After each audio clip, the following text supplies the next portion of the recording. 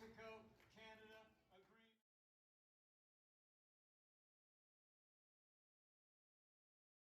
agree. Mr. Vice President, please allow me to ask a question. It's not related, but I think you would think it's important. This year marks the 20 years anniversary of the Chinese government's persecution of Falun Gong, the spiritual movement.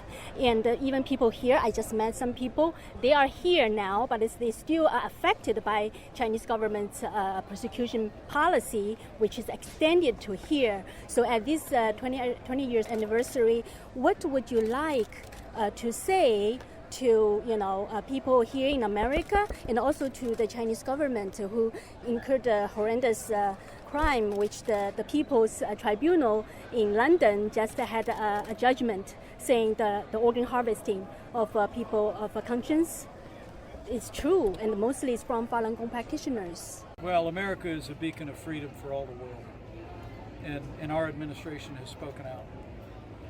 Particularly about religious liberty around the world. There'll be another ministerial conference in Washington, D.C. next week.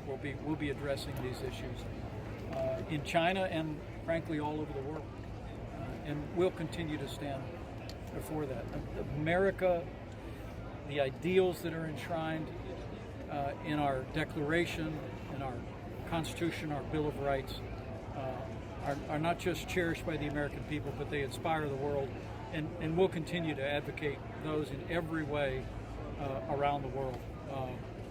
Our relationship with China obviously is complex and will continue to be the subject of great attention by this administration. The President's made it very clear that the trading practices that China's engaged in over the last several decades is no longer acceptable.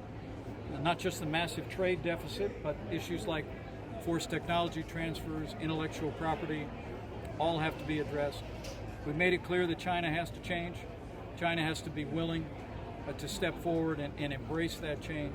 And we really believe that by joining the family of nations, we'll see progress in a broad range of areas within China and across the region.